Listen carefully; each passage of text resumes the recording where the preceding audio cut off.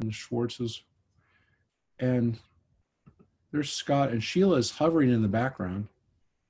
So there's six of us already on.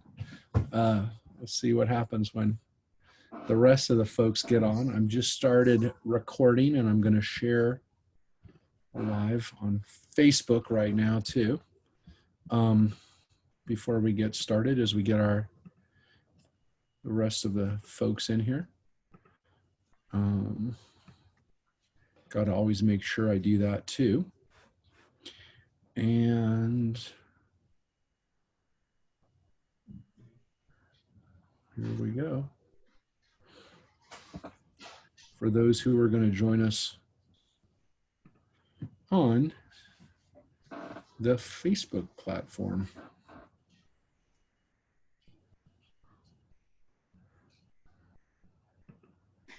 How's everybody doing?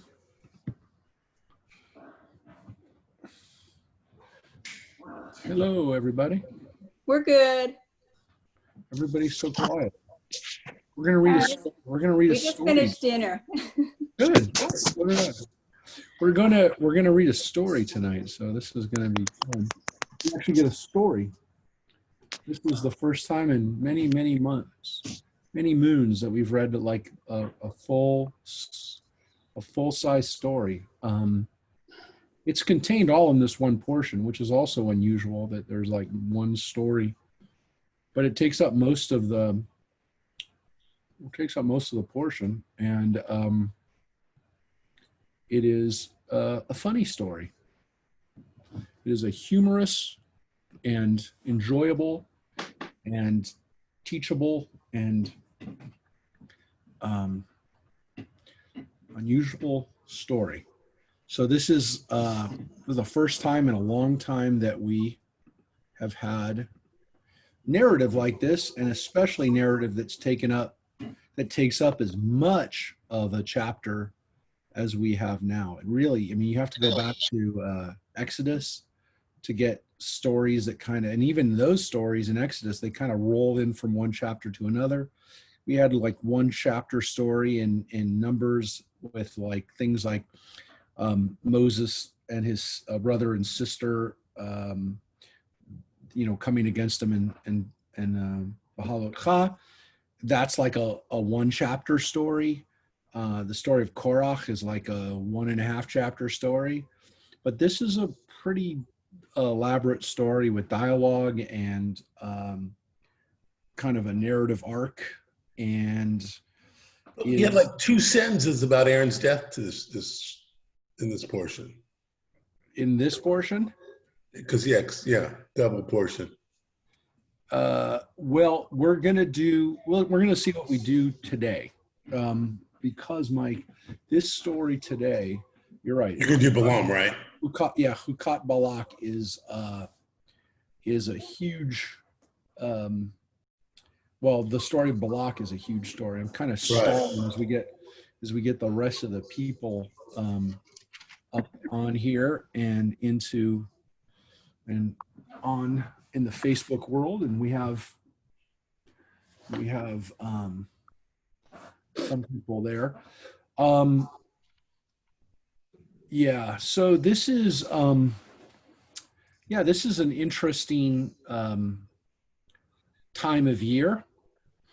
If some of you saw the post I made today on Balak, on the story, I love when it happens every couple of years.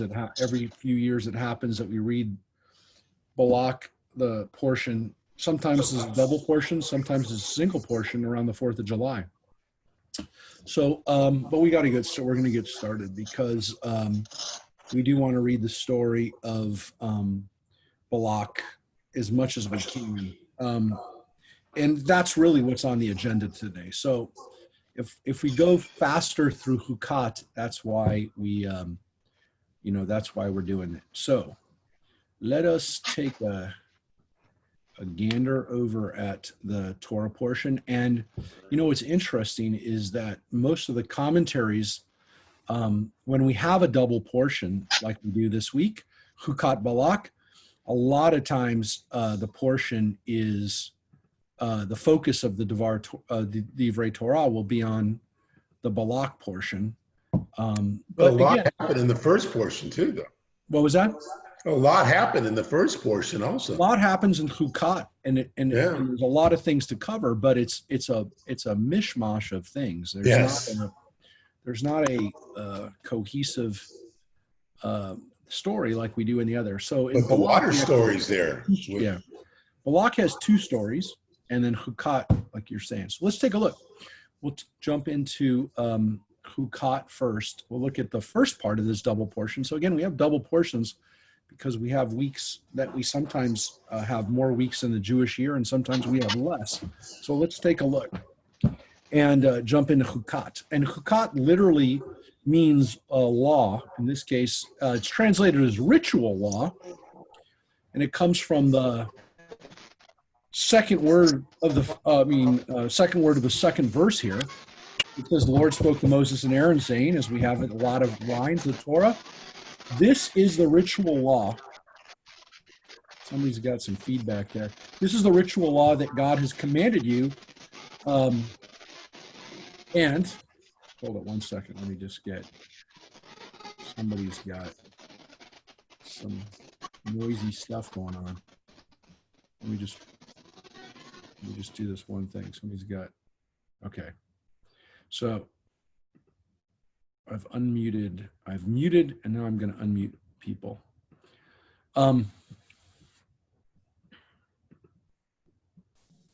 So please unmute yourself if you want to jump in. We had some noise in the background a little bit. So, all right. So what is this Chukat? What is this ritual law? And Chukat is sometimes translated as a ritual law that we don't really know what the basis for it is. It's just a law, a commandment. It doesn't necessarily have a reason, a logic to it. And sometimes it does, but sometimes Chukat, in this case, is a perfect example. We don't really have one. We had the law of Sotah a couple weeks ago that the women read from in the adult B'nai Mitzvah in Parshat Naso, where we have a law about creating this water that will uncover infidelities. Well, we have a similar situation here at the beginning, and let's look at it. It says, "Instruct," and this is called the law of the red heifer. "Instruct the Israelite people to bring you a red cow without blemish, in which there is no defect, and on which no yoke has been laid. You shall give it to Eleazar the priest." So this is Aaron's son. "It shall be taken outside the camp and slaughtered in his presence. Eleazar the priest shall take some of its blood with his finger and sprinkle it 7 times toward the front of the tent of meeting. The cow shall be burned in his sight. Its hide, flesh, and blood shall be burned, its dung included. And the priest shall take cedar wood, hyssop, crimson stuff," which is usually the translation of that word tolaat, which is oftentimes just translated as crimson stuff, "and throw them into the fire, consuming the cow. The priest shall wash his garments and bathe his body in water, and after that the priest may re-enter the camp, but he shall be unclean until the evening. He who performed the burning is will also wash his garments in water, bathe his body in water, and be unclean until evening. A man who is clean shall gather up the ashes of the cow and deposit them outside the camp in a clean place to be kept for water of lustration for the Israelite community. It is for cleansing." So here's the weird thing. This cow, this red heifer, is basically slaughtered and then burned so that its ashes can be taken and, like the waters of Sotah, he who gathers up the ashes of the cow shall also wash his clothes and be unclean until evening. This is a permanent law for the Israelites and for strangers who are among you. Let me go down a little bit further.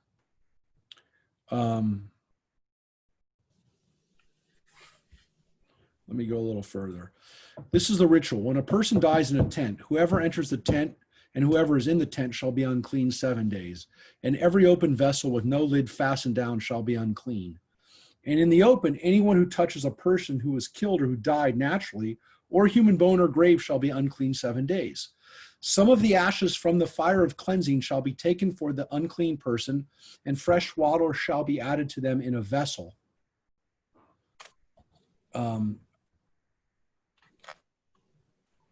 A person who is clean shall take hyssop, dip it in the water, and sprinkle it on the tent and on all the vessels and people who are there, or on him who touched the bones of the person who was killed naturally, or the grave.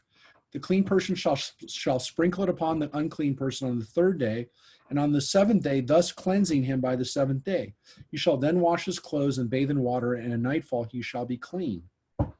If anyone who has become unclean fails to cleanse himself, that person shall be cut off from the congregation, for he has defiled the Lord's sanctuary. The water of the lustration was not dashed on him. He is unclean. That shall be the law for all time. Further, he who sprinkled the water of lustration shall wash his clothes, and whoever touches the water of lustration shall be unclean until evening. Whatever the unclean person touches shall be unclean, and the person who touches them shall be unclean until morning. This is the law of the Chukat of the red heifer, the law of the red heifer. So what we have here is we have a problem with what happens when someone comes in contact with the dead, a priest in particular. He can't just come back into the community. And so we have this law that you can take a red heifer, this red cow, burn it, and then use the ashes in a water and cleanse the person. So they go through a period also, of course, of being outside the camp. There's a quarantine, if you will, period. And so, and again, all this stuff about quarantining and keeping people out of a camp for a week or whatever, these things used to sound kind of irrelevant. And now they, of course, they're not irrelevant anymore. What's interesting about these laws is that they allow for somebody to essentially come back into the camp. Now, the weird thing, of course, and it's been pointed out, is that what do you do in order to cleanse yourself? You wash yourself with ashes from a sacrificed animal. So essentially, you're using something you wouldn't think that would cleanse you to cleanse you. Now, here's the problem. Where do you get a red heifer from? This is a challenge, because clearly it's not easy to find a red heifer. And according to tradition, this isn't just a red heifer. This is not a red cow. This is a completely red cow. And it almost has it's almost magic in the sense that you're finding these ingredients, and if you can find these ingredients and use them, then you'll be able to work the magic and to cleanse. This is also not irrelevant, and it was actually the basis, this whole story of trying to find a red heifer or genetically engineer a red heifer was part of the background for one of Michael Chabon's books, The Yiddish Policeman's Union, which was written about 10, 15 years ago. It's a book about it's an alternate history where Jews are living in Alaska, and they're trying to kind of create, in conjunction with Christian Zionists, trying to return to Israel and kind of create a new Messiah. The New York Times did a story about the red heifer. They might have done a few stories about it in recent years, because there are actually people that are trying to genetically engineer this. Yeah, the last time they did a story, it was called The Apocalypse Cow. And the New York Times reported about this actually in 1997. That might have inspired Michael Chabon to do the book. Rabbi. Yeah. I have a book by Michael Chabon, and it's a Dodger book. A baseball one. Yeah. Yeah, he did a book. I thought it was about the Giants, but yeah, I know what you're talking about. No, it's a Dodger one. My daughter got it for me for Father's Day. For birthday. I haven't read it. I stopped. I used to read all his books, and then I just kind of got a little sick of them. But yeah, I definitely recommend Yiddish Policeman's Union, which they've been trying to make in a movie. The Coen brothers were supposed to be making it into a movie, and I don't know what happened to it. It kind of disappeared off the schedule. But it's a strange book, and anyways, the concept behind it, again, this I don't know what's happened with the Coen brothers. I'm looking at it right now. It says it was a film and Scott Rudin, the producer, the big producer, they started working on it in 2002, and then they said in 2008 it was in pre-production, and then they said it's lapsed. So now maybe they're going to do it as a series. Shabon and his wife Ayelet Waldman are talking about doing it with CBS television studios for Yiddish Policeman's Union.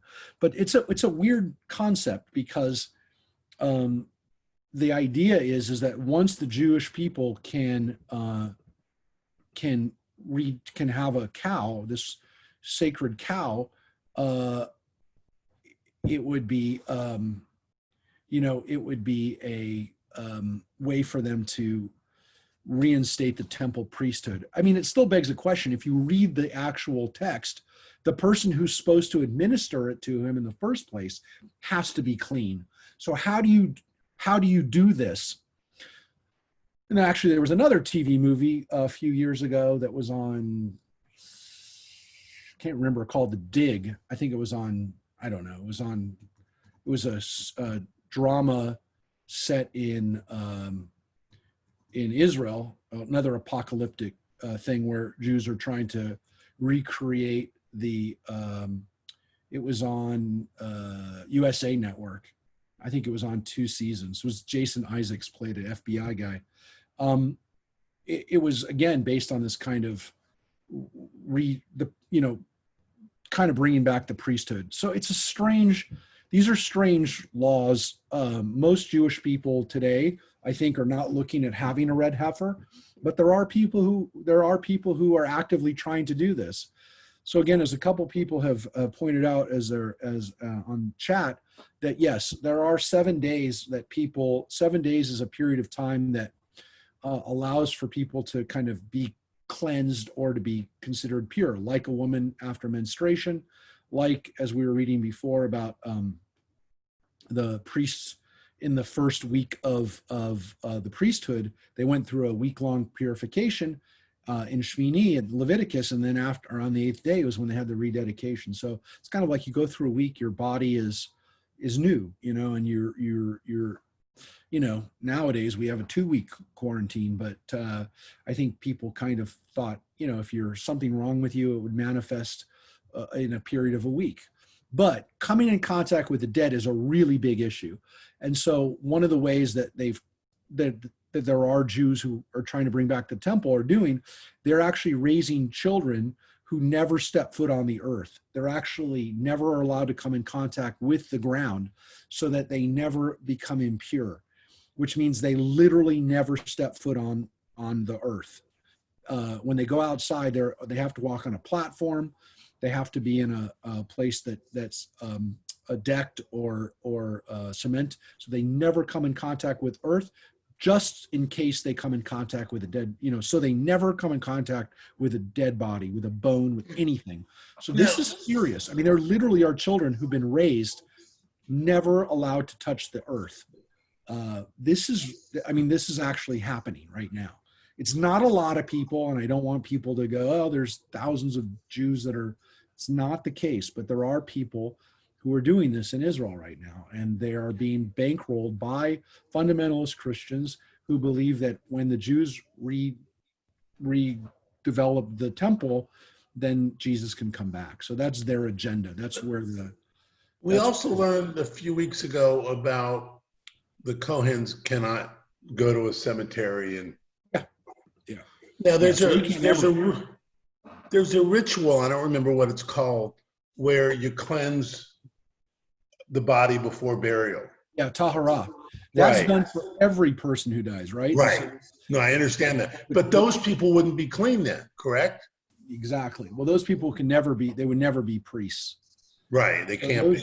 So these rituals surrounding death, my guess is there's a logic behind it, which is people would get sick when they came into contact with dead bodies. And so there was a logic and a way to kind of stop people from spreading disease. So I do believe that this is part of it. But we're going to move on now into the next chapter, because this now it goes into a whole different thing. And again, Chukat has a whole bunch of things that are like one chapter. Well, again, the chapters were put in by Christian scholars, but it's a story. It's not one story. It's several things. So here we read in Chukat about the death of Miriam first, which it says, when they came to Kadesh, Miriam died and was buried there. So again, some people say, well, the reason we have these laws of coming in contact with death right now is because we start learning about the death of Moses' family. First Miriam, then Aaron, and then Moses. And so there's reasons why the death is here, but they're really are separate issues, or they're separate. They're separate enough that they don't necessarily, it doesn't say that this is why we have it, but the juxtaposition is what it is. So Miriam died, and then it says in the next line, the community was without water and they joined against Moses and Aaron. So she dies, and then that causes chaos again. And why? Because they don't have water. And they started quarreling, and they, of course, say, if only we had perished when our brothers perished at the insistence of the Lord, which we read about over the last couple of weeks, the story of Korach. And then it says, why have you brought the Lord's congregation into this wilderness for us to die, for us and our beasts to die there? Why did you make us leave Egypt, bring us to this wretched place, a place with no grain or figs or wine or vines or pomegranates? There is not even water to drink. So this, the fact that Miriam dies and there's no water is where we have the tradition that Miriam had a well that accompanied her. Wherever she was, there was water. And then, so when she dies, there's no water. This is why we have a cup of Miriam on our Seder tables in many cases today, why many people have that tradition, why Miriam is, why there is a tradition that she is connected to the well of life. So what's Moses going to do? Again, Moses and Aaron in this case fall on their faces. And the Lord spoke to Moses saying, again, you and your brother take the rod and assemble the community, and before their eyes order the rock to yield its water. Thus shall you produce water for them and from the rock, and provide for the drink and for the drink for the congregation and their beasts. So Moses took the rod from before the Lord as he commanded him, and Moses and Aaron assembled the congregation in front of the rock, and he said to them, listen, you rebels, shall we get water from you out of this rock?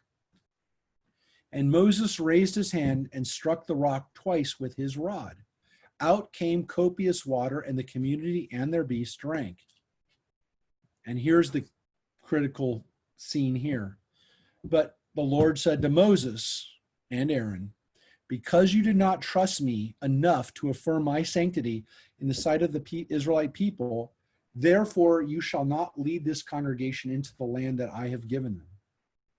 That's the punishment that Moses gets, that he doesn't get to take the people in, or Aaron. They both also are going to die in the wilderness. And why? Because of this scene.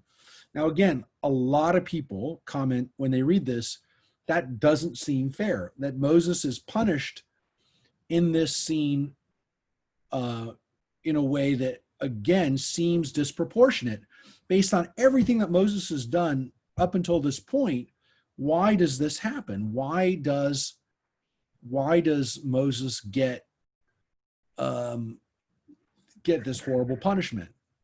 Now, interestingly, it doesn't say what Moses's reaction is here. In the Midrash, there is definitely Midrash on this where Moses is not happy with his punishment. The rabbis who read this over the centuries, my guess is that everybody, before there were even rabbis who studied and read this and taught this, there were questions and like, how could this be? Now, again, some people say that Moses and Aaron are punished disproportionately because they're leaders and they should have done better, and they should have known better. But again, there is a stream of thought and teaching on this, which is that God by this point knew that they as leaders couldn't come in either, because the people had not, whatever Moses and Aaron could have done or should have done to help lead the people, it didn't happen. It didn't sink in. And so there's this concept that, you know what, they now have to die with the rest of the generation, this generation that wasn't ready. So this is a problem. Now, there's another couple issues here too. So let's get to this. So Francine just added, so he believed the power was in the rod. So yes, he didn't doubt Moses. Moses never doubts God. That's not the issue. But here's what has been pointed out that Moses did wrong. First of all, he struck the rock. He was not supposed to strike the rock. And so it has been pointed out that when Moses strikes the rock, in that moment, it appears that he's working the miracle and not God. So he's taking away from God's miracle by striking the rock, that it's his action. If he simply, you can make the argument him talking to the rock, but by striking the rock, it makes it look like Moses is actually doing this. That's one possibility. There's another possibility here too, which is what Moses actually says at the beginning. And that's when he says, "Listen, you rebels, shall we get water for you out of this rock?" They say, "Shall we get water out of this rock?" So whether or not his action of striking the rock is a temper tantrum or is a demonstration of his power, the bigger issue is he says, "Shall we get water for you?" Not shall God get water for you, but shall we get water for you? So that's another problem with what he does or what he says. That's even before he struck the rock. But there's another issue that the rabbis offer too, which is that he says, "Listen, you rebels." Now, there's an interesting teaching off of this, a very old teaching the rabbis gave, which is that God, when Moses says these words, "Listen, you rebels," God says to Moses, "Look, I can call them rebels, but you don't call them rebels. They're my children. They're not your children. And you don't talk to them that way." And so it's a really interesting kind of scene, it's a midrash, so it's a possible conversation that has had, but it's an interesting one, which is that God gets defensive of the people in this moment and says Moses isn't capable anymore because he's now taking this personally, and it's not his job to say that to the people. I can say it to them, but God doesn't want Moses to say it to them. It's not leader-like for him. It's not what a human being should do. And so that's what the rabbis feel is what Moses's problems are here and why he's punished. And again, is it disproportionate? Well, it's definitely painful to watch this and to say, are you kidding me? Moses, and we know later on in the Torah, begs God to say, "Hey, can I come in?" And God says, "Look, this is not, you have to die out here."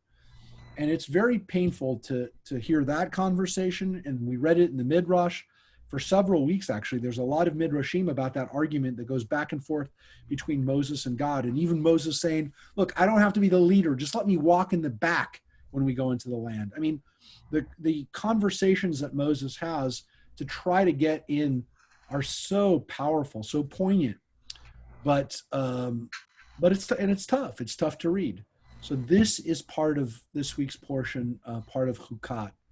And then we have, these are the waters of Meribah, meaning the Israelites quarreled. Merav, this Merivah, the Reeve, from the Reeve, Merivah.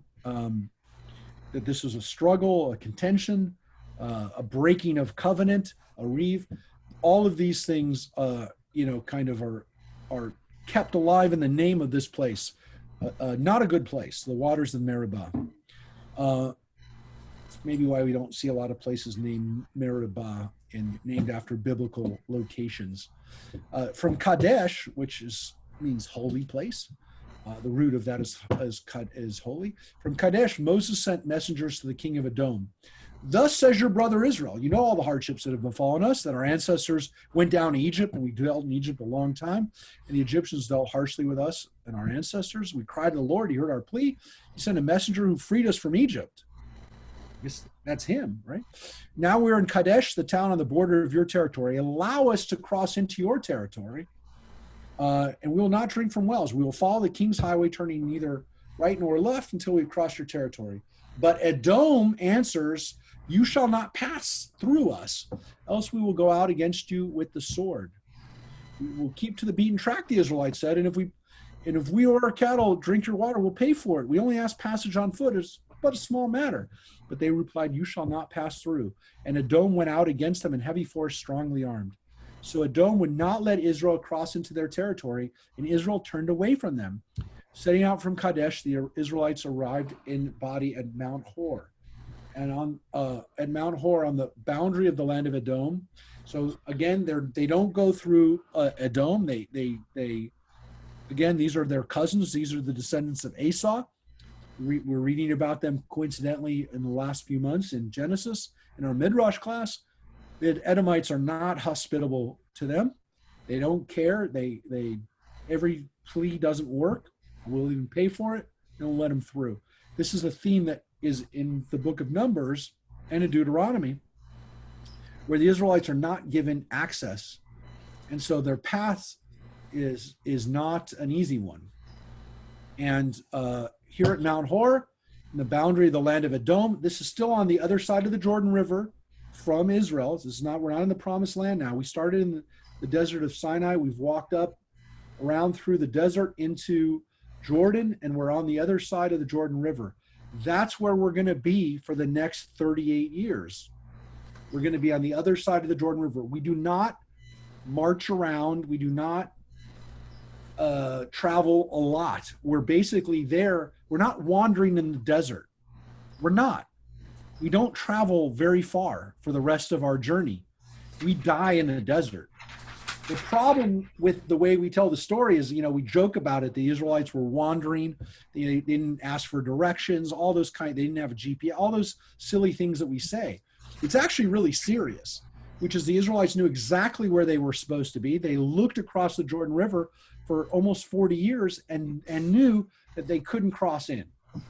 That's what they had to live with. That was a punishment that is in some ways worse than wandering in the desert. Looking over the water, looking over a river and seeing where you should be and knowing that you don't get to live there, that's much worse than being far away from it or being, again, in a whole different place. When you're that close and can't cross over, that's a tough punishment.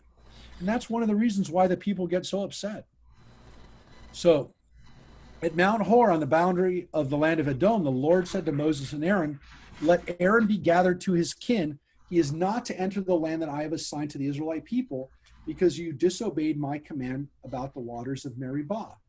Take Aaron and Eleazar and bring them up to Mount Hor. Strip Aaron of his vestments and put them on Eleazar. There Aaron shall be gathered unto the dead. So this is the death of Aaron, and this, you can make the argument, is why we need the laws of Chukat, the laws of coming into contact with the dead, because this is a priest. Miriam's not a priest. Miriam is related to a priest. Her brother's the priest. She's not a priest. Here is a priest dying and trying to figure out, again, maybe how do we take care of the priest? In this case, of course, the first priest, the high priest, etc. By the way, where did these 38 years pass? We're now in the year before the people come into the land. Somehow Moses, Aaron, Miriam die. Over the last chapter, we've skipped ahead 38 years. There is no mention of it really in the Torah. that period of time is alluded to, and it's talked about when Moses recounts it in the book of Deuteronomy, the next book. But if you read the narrative, we have Korach, we have now Chukat and Balak, and 38 years has passed, and these people die, and we haven't heard anything. We don't get any stories. This story is of the Israelites now 38 years later. Moses is 120, 119 at this point. His brother, his older brother and sister are dying, and they're roughly, a little bit older, but time passed and we don't know how it passed. All of a sudden, these people are dying. Moses stripped the vestments and again puts them on Aaron's son. The whole community knew that Aaron had breathed his last, and all Israel bewailed Aaron 30 days, which is the Shloshim period, the maximum amount of time we're supposed to kind of mourn somebody with those kinds of intense wailing and mourning. Beyond the Shiva period is 30 days. And we read, when the Canaanite king of Arad, who was in the Negev, learned that Israel was coming through, he engaged Israel in battle and took some of them captive. Israel made a vow to the Lord, saying, if you deliver this people into our land, we will proscribe their towns. The Lord heeded Israel's plea. He delivered up the Canaanites. They and their cities were proscribed, and the place was called Hormah, after, again, being proscribed, being destroyed. We're not going to do anything with those places after we do it. That's it. Another little story. The people set out from Mount Hor by the Sea of Reeds to skirt the land of Edom, but the people grew restive on the journey. And the people spoke out against Moses. Why do you make us leave Egypt to die in the wilderness? There is no bread and no water. We have come to load this miserable food. And the Lord sent seraph serpents against the people. They bit, and many of them died. The people came to Moses and said, we sinned by speaking against you. Intercede with the Lord and take away the serpents from it. And Moses interceded for the people. Then the Lord said to Moses, make a seraph figure and mount it on a standard. And if anyone who is bitten looks at it, he shall recover. And Moses made a copper serpent and mounted it on a standard. And when anyone was bitten by the serpent, he would look at the copper serpent and recover. This is another weird little story. It's a little tiny story. It's a snippet. It's maybe part of a longer story. It's a story we have. And it's another somewhat magical story of the creation of what was called the Nehushtan, the serpent, bronze serpent. And again, the weird thing about it is that in Hebrew, the word nachash means serpent, and nachoshet means copper. So the word copper and serpent are like the same word. Nachash and nechoshet. And so, Rabbi, yeah, real quick, isn't this idolatry? Interestingly, it seems as though, again, it definitely borders on idolatry. And what's interesting about it is that we read about this later on. We read about this in the book of Kings. We read about the fact that the Nehushtan is actually going to be broken and destroyed because it was because it had become an idol. And so Moses created it as a healing device. And again, it seems like it's kind of a borderline idol type of thing. Definitely is strange. It seems to be, again, connected to snakes and the kind of snake cults and things like that have always been kind of around. But it seems as though what it is not a it's kind of like a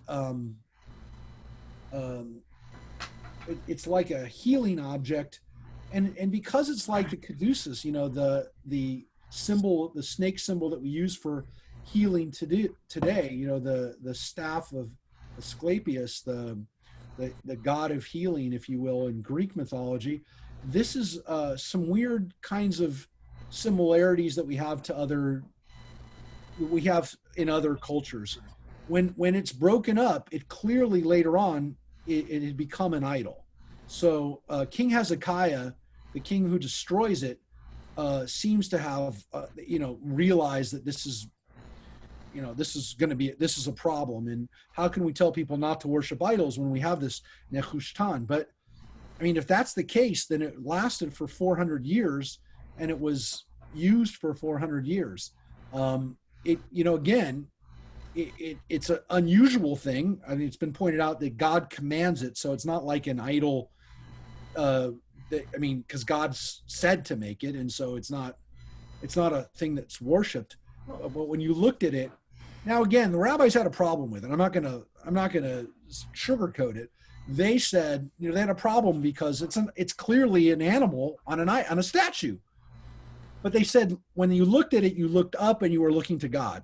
I mean, it's a stretch. Obviously, I would say they recognize that it's a problem. It's a problem. It's a problem in there. But again, is the ark with the angels on top of it, the kruvim that are on top of it, is that? And again, this seraph is also, what is a seraph? A seraph is sometimes seen as an angel, but this seems to be kind of like a fiery angel that is connected to the snake. Is it a reptile type angel? I mean, we don't really know what's going on in this because these are references to things that we don't have anymore. And they were problematic then. They were problematic in King Hezekiah's time, which we're talking about, 2,800 years ago. So yeah, these were problems. This is, again, a snippet of a story that would probably, it would have helped if we had more of this story. Then it says they moved on, they marched on from Avot. And as you can see, I'm going kind of a little fast. It says they stayed at Arnon on the border with the Moabites. And it says, therefore, the book of the wars of the Lord speaks of Racheb and Suphah and the Wadis and the Arnon and these territories. Now, here's the problem. We don't know what the books of the wars of the Lord is about. That's called Sefer Milchemet Adonai. Milchamot Adonai. This is a book we don't have. It means there was a book of the Bible or a book that went along with the Bible that was from that period, as old as the Bible, that we don't have. There's a theory that parts of the books of the wars of the Lord were added into the book of Deuteronomy and maybe even here in Numbers. There's some references to it, but it seems to be a self-contained book which talks about the journey and the wars that the Israelites fought on their way from Egypt to the Promised Land. So here's a reference to a book that we don't have, and of the journeys. So these journeys, it says, Israel sang when they were at Be'er, assemble the people that I may give them water. And then Israel sang a song, spring up a well, sing to it. The well which the chieftains dug, which the nobles of the people started with maces with their own staff, and from Midbar to Matanah, from Matanah to Nahael, from Nahael to Bamot, and then it keeps going. The journey through Moab, and I'm going to show you on a map the land that we're talking about right now, because again, this is confusing if you don't have a map in front of you, and I am going to show you a map, and I want to show you a map on modern day Israel, because most of the other maps, the biblical maps, are a little confusing, and they don't really help because we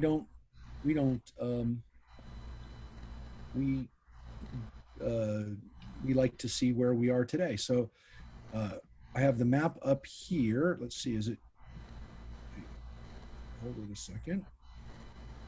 You got the map now? Yep. So the area that we're talking about here, where the Israelites are in this period, is here on the other side of the Jordan River. So here we have the land of, we'll start in the south. We have Edom down here. We have an area today that's called Wadi Musa, which means in Arabic, the wadi, the riverbed, the arroyo of Moses. So even today in Muslim country, they preserve the areas where Moses and Aaron lived and dwelt, and in some cases, as we see here, died. Right here, it's not on the map, but I will tell you so down here is the Red Sea, And so when you're coming up the road right here today, if you come up into this area right here, this is where Petra is today, right here by Wadi Musa. That's where Petra, the rock carvings of it are, the rock cities. And then we go up here now, we're talking about, 15, 20 miles. In the desert, that's a few days, obviously a journey, but we're here in the modern nation of Jordan, but the ancient areas we went from Edom into Moab, and then right about here, we get into the nation of Ammon, the Ammonites. Today, that city of Ammon is named after the Ammonites. And right when we get to right about here, this is the area that we are when the Israelites will cross over into the land of Israel. Right here, across from Jericho, this is where, that's Israel, or the West Bank. This is the area that they're going to encamp in while they're waiting. So this is area that is, as we said, Edom, Moab, and Ammon. And these are the places that are mentioned in this week's Torah portion and are mentioned over the next couple of weeks. This is the areas that they're in as they're coming in. Now, there are other people mentioned. The Amorites are mentioned. Those are Canaanites. And these are Canaanites who are living in the land, both on the side of the Jordan River and in the land of Israel. They were Canaanite cities. And here's this famous scene where Israel again now is crossing into an area in Moab, in the land of Moab, but is inhabited by an Amorite or Canaanite king. His name is Sihon. Let me pass through your country. Will not turn into the fields of the vineyards. We will not drink water from the wells again. We'll follow the king's highway. Let me just show you that, by the way. Let me show you King's Highway, where you can see it. It was called the King's Highway in biblical period. I'll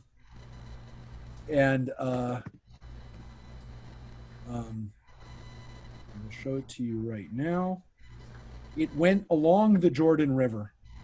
And I will show you a map that just shows the King's Highway. So let me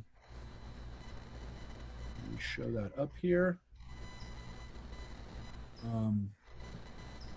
Show this page right now. So this is a picture of Petra, but this is the area, what we call the King's Highway. These red lines are actually the fault lines, which is why that area is so tectonically active, why there's so many earthquakes. The Jordan Rift Valley. And here we have the King's Highway. Goes through Petra, Shobak, Castle. These are places that are mentioned in the Bible and in the Christian Bible. Harak, Wadi Mujib, Akaris, Madaba, Mount Nebo, and then Amman is not on the King's Highway on this map, but it basically is the modern city of capital of Jordan, Amman. So this went along the Jordan River, which is here. The King's Highway went along it on the Jordanian side, what is today Jordan. It was not Jordan then. There was no country called Jordan ever until the British came and made it a country. It was never called Jordan, ever. It actually was called Transjordan, meaning on the other side of the Jordan. There never was a country called Transjordan before the British. So that is an interesting kind of, let me just share back the text. So that is the area we're talking about here. So what happens? Sihon would not let them pass, and unlike the Edomites, Sihon gathered all his people and went out against the Israelites. Okay, so he attacks them. He came to Yahaz and engaged Israel in battle, and Israel put them to the sword and took possession of the land from the Arnon to the Yabok, which is a river, as far as Oz of the Ammonites, for Oz marked the boundary of the Ammonites, which again are the Ammonites are the people in the northern part of Jordan. Israel took all these towns, and Israel settled in the land of the Amorites and Heshbon and all its dependencies. Now Heshbon was the city of Sihon of the Amorites, who had fought against a former king of Moab and taken all his land from as far as the land of Arnon. Therefore, the bards, which is interesting, right? It's saying that people would sing about this, come to Heshbon, firmly built and well-founded as Sihon's city. For fire went from Heshbon, flame from Sihon city, consuming Ar. Woe to you, O Moab, you are undone, O people of Chemosh. These were all talking about the earlier battle when the Moabites lost their land to this Canaanite group, to the Amorites, right? So Israel occupied the land of the Amorites. And why is this actually in the Bible? It's pretty important because it shows how Israel comes into possession of territories that are not part of the land of Israel. It wasn't meant to be, maybe. It wasn't maybe part of God's original plan. But now Israel winds up with cities on the Jordanian side of the Jordan River, the Transjordan. And so this explains how Israel winds up with these territories, which, by the way, becomes later a bone of contention with the Moabites, who say, Israel, why do you have territories here? And we say to the Moabites, because we took them. We took them in battle, not from you, but from the Amorites.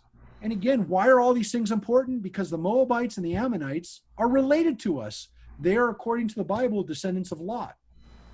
Why are the Edomites related to us? Because they're the descendants of Esau. They're even closer related. They're children of Isaac. Not only Abraham, but children of Isaac. So these are our relatives. The Edomites, the Ammonites, the Moabites are our relatives. And so we really try to avoid fights with them. The Canaanites, however, by the way, I said try to avoid fights. It doesn't mean we don't fight with them. We do. But we try to avoid fights with them. The Canaanites, however, not the case. Where there are Canaanites, we're supposed to fight with them. And what they did to us is they attacked us, and so we took their land. And then it continues, it says, they marched on and went to Bashan. King Og of Bashan with all his people came out to Edrei to engage them in battle. But the Lord said to Moses, do not fear him. I will give him all his people into your hand. You shall do to him as you did to Sihon, the king of the Amorites who dwelled in Heshbon. And they defeated him and all his sons and his people until no remnant was left, and they took possession of that country too. So these two kings, these wars against the King Og and King Sihon are how we wind up with this territory. And the last line of the portion of Chukat, but it's actually part of the way the Christians included it as part of the next chapter. We don't. We actually begin in verse 2 with Balak. But it says, the Israelites then marched and camped in the steppes of Moab across from Jordan from Jericho. And again, that is the last stop they make before they cross in. So all of this land that they're in the area of Jordan, it's not more than about 30 or 40 miles of walking or wandering, or I won't say wandering, but of movement, of camping that they make before they enter the land of Israel. So everything, all of the marching that they've done from Mount Sinai, however long that took, 30, 35 years, they're there on the other side of the Jordan River, and now they come to the last stop. And from that last stop, that's where the entire book of Deuteronomy takes place. Nothing more in the land do we move any more from this area, from the Jordan River. But now we're going to see what happens in this week's portion. And as I said, the second part of this week's portion that we're going to now read in this last hour. And this is really, that's why I kind of rushed through Chukat, because we really do need to look at this portion. We can't rush through this story, because we can't skip over anything in this story, because everything in this story is part of the story, is part of the narrative unit, and is, as I mentioned before, one of the longest kind of stories, and also one of the funniest stories in the Bible, and especially in the Torah, in the first 5 books. There are people who don't like the humor in this, or they say it's not really humorous, or they say it's maybe a dream and they discount it. All of those are problems that people have with the humor. But I will tell you what my professor, Richard Elliott Friedman, wrote, and This is his commentary of the Torah, which I recommend is a 1-volume commentary, great translation and great explanation of the Torah. He says something really interesting about Balak in this story. And it's something I'll never forget because he said it to me in class once. He said, the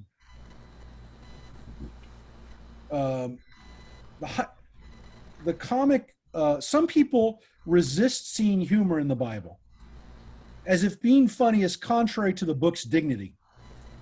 Their error is not that they value the Bible too much, but rather they value humor too little. He had a great sense of humor. He still does. He's still alive. Humor is such an essential part of human life that the Bible would be strange and incomplete without it. And this is definitely a story where you are supposed to laugh. And his point is, it's okay. Don't try to say the Bible doesn't have humor in it. It's a book for humans, and of course it's going to have humor. So keep that in mind as we read this story. So sit back and let's look at the story of Balak. And by the way, I'm going to tell you, as funny as the story is, as unbelievable as the story is, there's a big irony here, folks. Big irony. Wait until the end until I tell you. So here we go, the story. Balak, son of Zippor, saw all that Israel had done to the Amorites, to Sihon and Og, those victories. And Moab, which he's the king of, was alarmed because the people was so numerous. Moab dreaded the Israelites. Sounds a lot like the Egyptians too, by the way. Too many of us. And Moab said to the elders of Midian, who maybe lived amongst him, another group of people that are rivals or enemies. Now this horde will lick clean all that is about that is about us, as ox licks the grass of the field. Balak, son of Zippor, who was king of Moab at the time, sent messengers to Balaam, son of Beor, in Pethor, which is by the Euphrates, further north, up in Syria, in the land of his kinsfolk, to invite him, saying, there is a people that came out of Egypt. It hides the earth from view, and it is settled next to me. Again, sounds a lot like what the Egyptians said about us. Too numerous, we're scary. So here's what Balak says to Balaam. And again, it sounds a lot more similar in in English than it does in Hebrew. It's Balak and Bilam in Hebrew. Here's what he says, Balak. Come then, put a curse upon this people for me, since they are too numerous for me. Perhaps I can thus defeat them and drive them out of the land. For I know that he whom you bless is blessed indeed, and he whom you curse is cursed. The elders of Moab and the elders of Midian, versed in divination, set out. They came to Balaam and gave him Balak's message. He said to them, spend the night here, and I shall reply to you as the Lord may instruct me. So the Moabite dignitaries stayed with Balaam. So they travel up to Syria, north, to meet with Balaam, and they ask him to come. But Balaam says, let me see what God says. Rabbi, Yeah. is Balaam's God the same as the Hebrew God? Well, let's keep that in mind. Let's read this and see what he says. Because it seems as though that might be the case. But is he or isn't he? I don't know. There's definitely something strange going on here when it comes to who Balaam normally talks to, but it seems like he's talking to God. So God came to Balaam and said, what do these people want of you? Which is interesting because doesn't God know what the people wanted? But God asks Balaam. Balaam said to God, Balak, son of Zippor, king of Moab, sent me this message. Here is a people come out of Egypt and hides the earth from view. Come now and curse them for me. Perhaps I can engage them in battle and drive them off. But God said to Balaam, do not go with them. You must not curse that people, for they are blessed. So God talks to, what we know for sure is God talks to Balaam. That the Torah says without question. Balaam arose in the morning and said to Balak's dignitaries, go back to your own country, for the Lord will not let me go with you. The Moabite dignitaries left, and they came to Balak and said, Balaam refused to come with us. Then Balak sent other dignitaries, more numerous and distinguished than the first. They came to Balaam and said to him, Thus says Balak, son of Zippor, please do not refuse to come to me. I will reward you richly. I will do anything you ask of me. Only come and damn this people for me. Balaam replied to Balak's officials, Though Balak were to give me his house full of silver and gold, I could not do anything, big or little, contrary to the command of the Lord my God. So it seems as though Balaam is talking about God, our God, the God, because he says, Et pi Adonai, contrary to the words, to the mouth of God. And it's the proper name, Lord. It's the Yud-He Vav-He name. It's not just God, it's the Lord. And it says Adonai Elohei. It actually has the word Elohim. It has the other name for God, the generic name for God, but it also has Adonai. So that's clear that it's the Yud-He Vav-He name.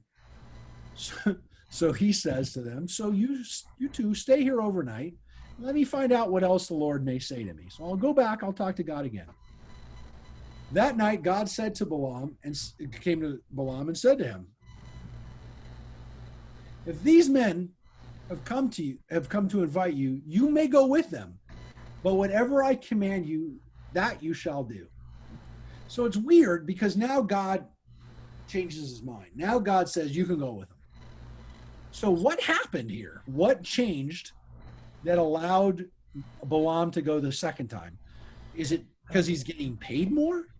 I mean, what's the deal? What is the reason that Balaam now gets to go? And, one could say that it's part of the setup of the story. That this is a story where there is purposely dramatic tension, where there's purposely comedic effect, where there's a reason why we build up to this strange confrontation. And for whatever reason, the authors of the story had no issue having Balaam talk to God, having God seem to change his mind on this. And it's all part of the narrative. It's all part of the power of this story and the humor of this story, if you will, because the story is there's already a humorous tone to this story, which is they come back. He said no. They come back and they now offer him more money.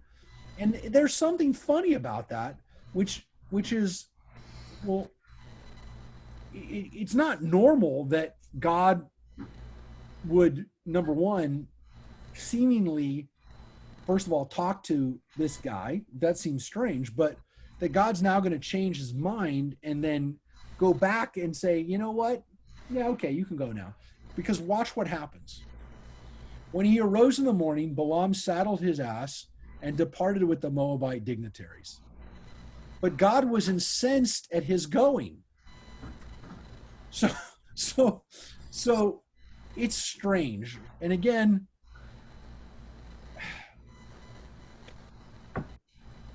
why is now God upset at him going?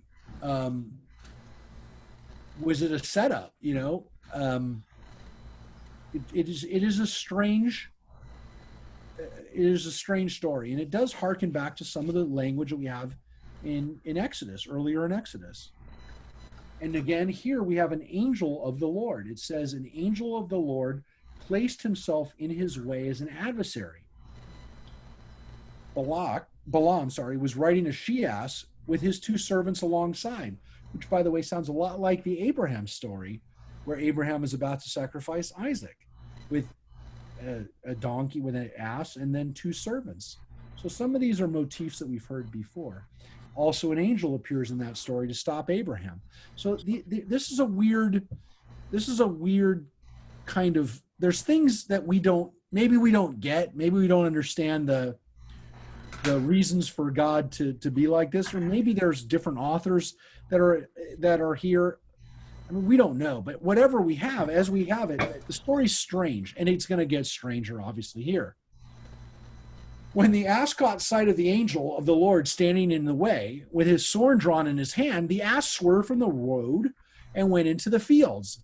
And Balaam beat the ass to turn her back onto the road. The angel of the Lord then stationed himself in a lane between the vineyards, with a fence on either side. The ass, seeing the angel of the Lord, pressed herself up against the wall and squeezed Balaam's foot against the wall, so he beat her again. So again, now Balaam got hurt because his foot went into the wall. Once more, the angel of the Lord moved forward and stationed himself on a spot so narrow that there was no room to swerve right or left. When the ass saw the angel of the Lord, she lay down under Balaam. And Balaam was furious and beat the ass with the stick. So here again, we have a narrative set up 3 times, which is a typical kind of story. When you tell a story, you use the rule of 3. And now the ass is laid down on the ground. And it's humorous. It's a humorous incident. It's a funny thing to imagine. Then the Lord opened the ass's mouth. Clearly, this is not what the donkey nor this ass normally did. It didn't normally talk. And it speaks. And again, this is why some people say it's an imagination. It didn't really happen. It's a dream. Because they don't like this story. They don't like the weirdness of this story. They don't like God coming to a foreign prophet. They don't like a donkey talking. Rationalists 2,000 years ago had a problem with this. It's been a problem for people reading the text and trying to make sense of it. Of course, they're trying to make sense of it the way, again, maybe it's not supposed to be made sense of. Reading it literally in a way that maybe that was not supposed to be read. So here's what it says. Or she says. It's a woman. It's a woman asks, "What have I done to you that you have beaten me these 3 times?" Balaam said to the ass, "You've made a mockery of me. If I had a sword with me, I'd kill you." The ass said to Balaam, "Look, I am the ass that you've been riding all along until this day. Have I been in the habit of doing thus to you?" And he answered, "No." Then the Lord uncovered Balaam's eyes, and he saw the angel of the Lord standing in the way, his sword drawn in his hand. Thereupon he bowed right down to the ground. And the angel of the Lord said to him, "Why have you beaten your ass these 3 times? It is I who came out as an adversary, for the errand is obnoxious to me."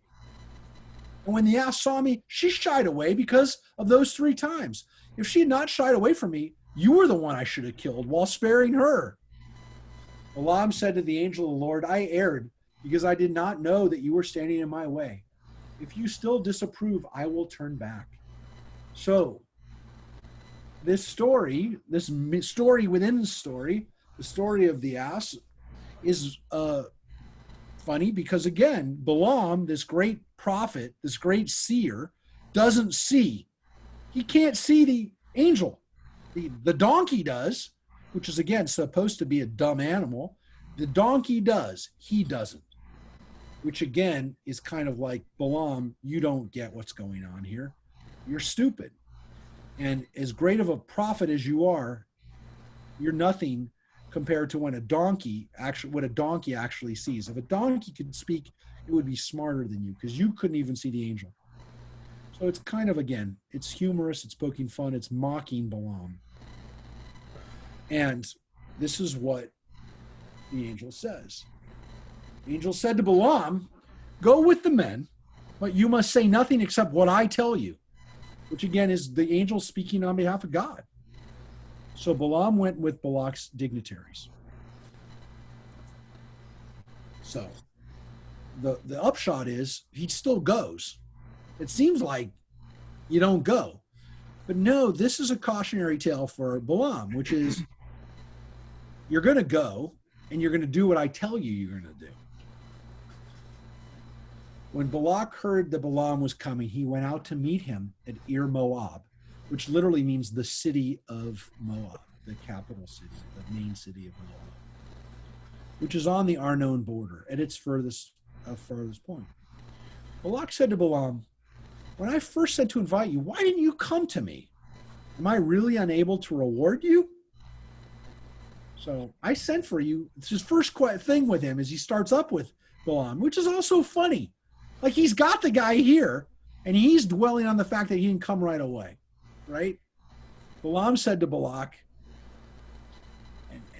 and now that I have come to you, have I the power to speak freely? I can only utter what God puts in my mouth. So I'm only going to speak what God tells me to speak. So here's what happens. Balaam went with Balak and they came to Kiryat Husot. So Kiryat is a village and Hutzot is the name of the place. Hutzot, Kiryat, the village of Hutzot. Balak sacrificed ox and sheep and had them served to Balaam and the dignitaries with him. In the morning, Balak took Balaam up to Bamoth Baal. From there, he could see a portion of the people. So he goes up onto these heights, and he looks out over the people. And according to this, just a portion of the people.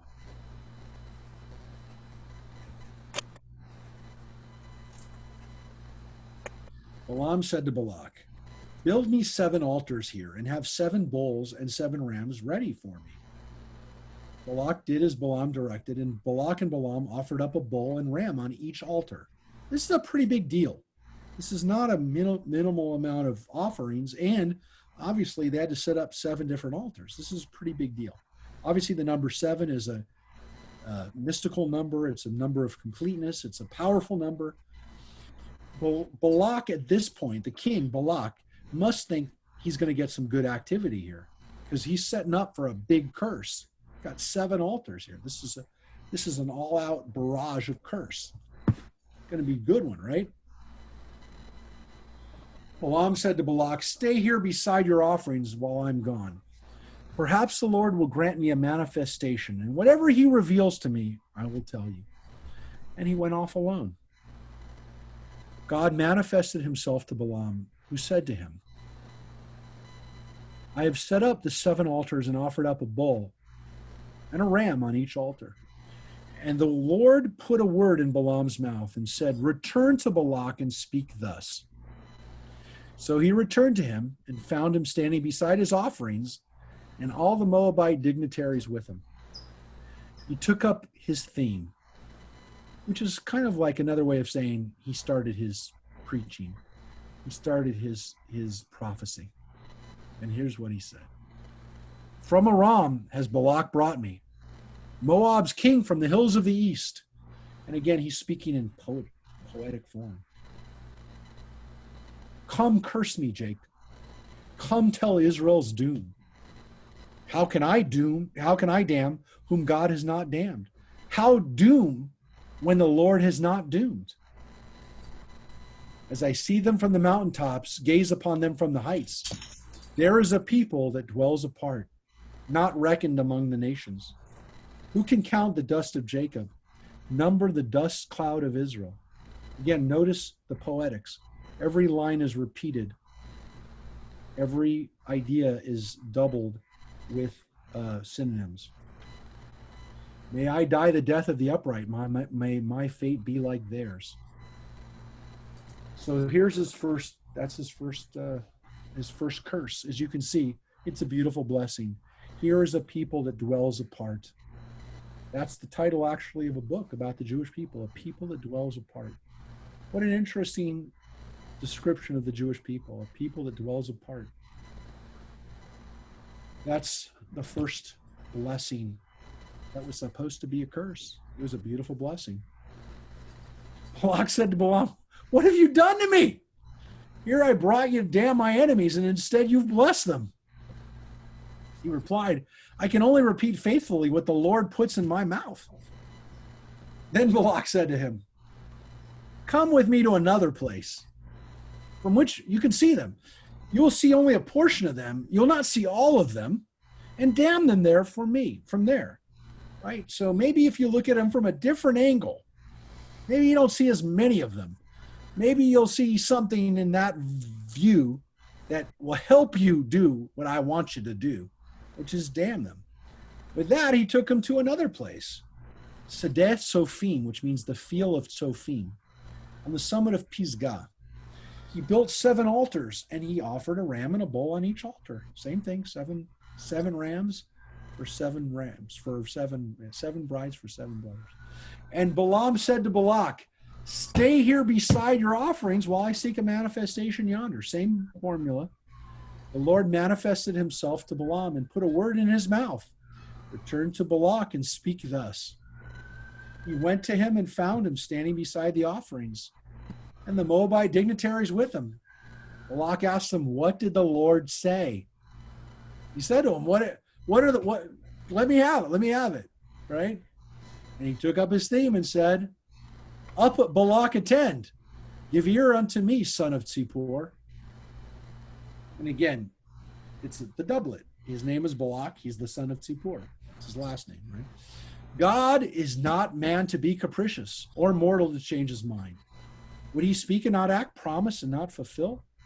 My message was to bless. When he blesses, I cannot reverse it. No harm is in sight for Jacob, no woe in view for Israel. The Lord their God is with them, and their king's acclaim is in their midst. God who freed them from Egypt is for them like the horns of a wild ox. Lo, there is no augury in Jacob, no divining in Jacob. Or no divining is Jacob is told at once, yea, Israel, what God has planned. So Israel, the Israelites, they don't do this. They don't do witchcraft. Now, again, the Nehushtan is not obviously fall under that rubric, but the Jewish people don't divine. They don't do these kinds of things. They don't, and the word here is also a play on that word nachosh, augury, is again that word for like serpent. It's funny how it's all played on that word. The word for divining is kesem, which is magic. And here's what it says. Lo, and it continues. Lo, a people that rises like a lion, leaps up like the king of beasts, rests not till it feasts on its prey, and drunk the blood of the slain. Wow, that's pretty violent imagery. That's the next prophecy. That's the next vision. Even worse in some ways, because it's saying they've got God on their side and they can go into battle and wipe out anybody. Thereupon Balak said to Balaam, okay, don't curse them and don't bless them. In reply, Balaam said to Balak, but I told you, whatever the Lord says, that I must do. Balak said to Balaam, come now, I'll take you to another place. Perhaps God will deem it right that you damn them from there. Let's try the 3rd time. Balak took Balaam to the peak of Peor, which overlooks the wasteland. Balaam said to Balak, build me 7 altars, and you know what's going to happen, 7 bulls and 7 rams. Balak did as Balaam had said. He offered up a bull and a ram on each altar. So what's interesting about this too is that each time Balak does exactly what Balaam says. He makes these offerings hoping that there's going to be a curse. Now Balaam, seeing that it pleased the Lord to bless Israel, did not, as on previous occasions, go in search of omens, but turned his face towards the wilderness, which is interesting because it seems to imply that he did something magical. He did something that was somewhat using divination or spells or something on those other times, but not this 3rd time. He doesn't do that. He actually just lets it rip. That's it.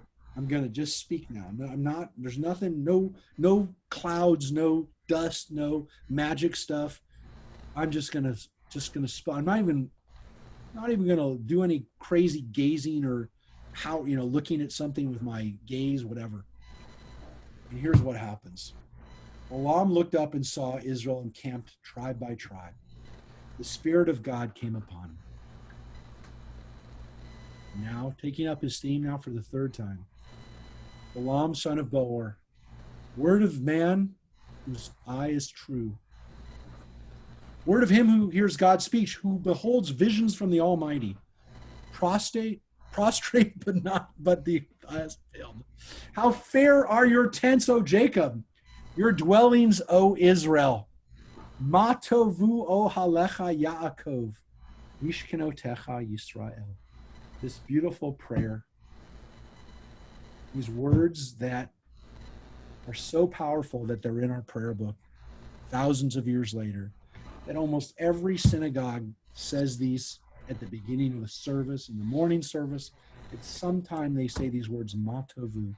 How beautiful are your tents, your dwelling places, your sanctuaries, however you're going to translate the word mishkenotecha, your mishkan, your tabernacles.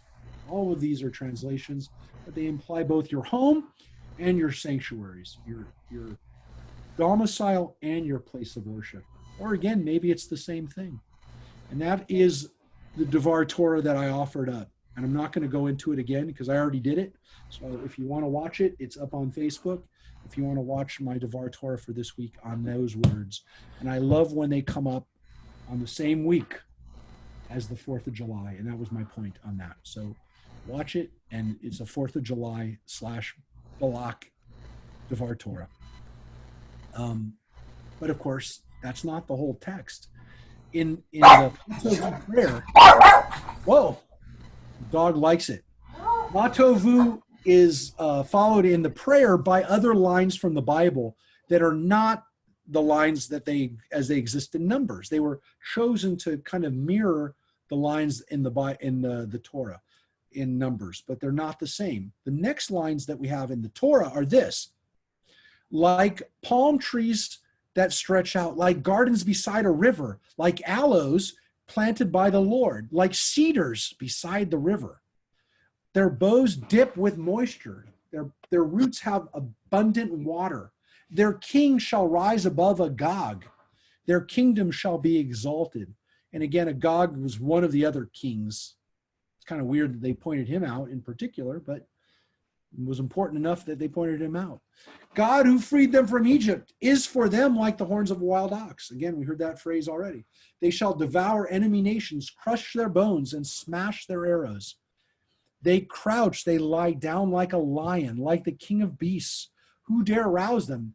Blessed are they who bless you, accursed they who curse you, which is what we heard earlier in Genesis, the blessing that Abraham gets. The people will be blessed by you and cursed by those who curse you.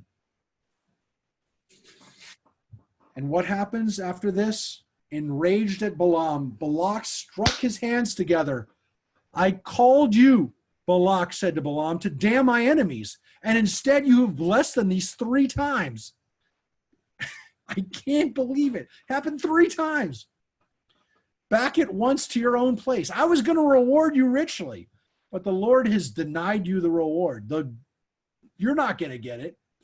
Balaam said to Balak, but even I told your messengers before you sent me, before I came here, I told them, though Balak were to give me a house full of silver and gold, I could not on my own accord do anything good or bad, contrary to the Lord's command. What the Lord says, I must say. And now, as I go back to my people, let me inform you of what this people will do to your people in days to come. So what's amazing about this is that Balak throws a fit and says, I was going to pay you anything you wanted to curse them, and you couldn't do it. And not only that, you did it 3 times. You blessed them 3 times. And now, after Balak confronts him, Balaam says, you haven't heard anything yet. You think Matovu was good? Listen to this. Listen to what they're going to do to you. And he takes up his theme and said, and here goes his prophecy. So this is prophecy 3b, if you will.